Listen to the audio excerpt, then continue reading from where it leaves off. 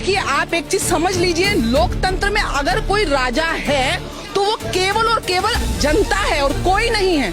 आज अगर मोदी जी बैठे हैं तो उन्होंने मूल रूप से जनता से मिट्टी से उठकर आए हैं, जनता की सेवा करी है, सालों साल करी है, अपने परिवार को त्यागा है। इस चीज को समझिए। मोदी जी जब से आए हैं, मैक्रो से लेके माइक्रो लेवल तक का काम उन्होंने डिलीवर करके दिखाया है।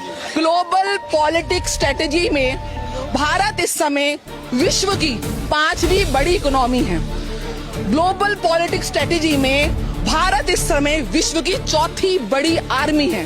ग्लोबल पॉलिटिक्स स्ट्रेटेजी में भूमि से लेके स्पेस तक की, चाहे वो जीई के साथ टेक्नोलॉजी शेयरिंग हो, इंजन्स बनाने हो, सेमीकंडक्टर डिवाइसेस हो, automobile industry, mobile industry, artificial intelligence, startup India, skill India, कहाँ नहीं किसान विकास निधि, जन धन योजना, महिलाओं का सम्मान, गैसें फ्री में दी हैं। देश के लिए आपको जो सेवाएं दे रहा है पूरे तपस्या के साथ। मोदी जी आम इंसान नहीं है, तपस्वी हैं, क्योंकि ये नतीजे बिना आम इंसान के नहीं हो सकते। मुझे बताओ ना, मोदी जी ने कौन सी संपत्ति बना दी? मुझे बताओ ना, योगी जी ने कौन सी संपत्ति बना दी, कौन से घोटाले कर दिए? आज देश की जो स्थिति है वो ग्लोबल शिखर पर है।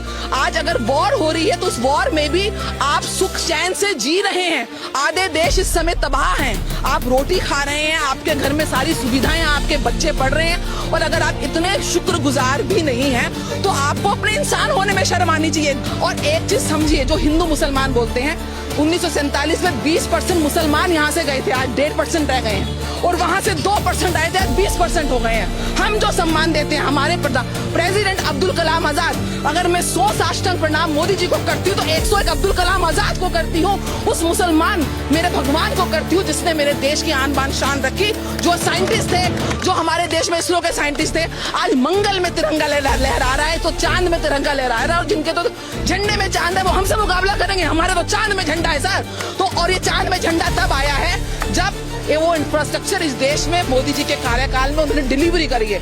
तो मैं आप लोगों से बहुत नमन करती हूँ कि अपना मत सोचिए, जैसे जवाहरलाल नेहरू ने अपना सोचा और देश को मार दिया। अपना मत सोचिए, अपने आने वाली जनरेशन को वो दे के जाइए कि वो याद करे कि इस लोकतंत्र में, इस देश में कैसे देश के हित को सर्वोपरि रखा।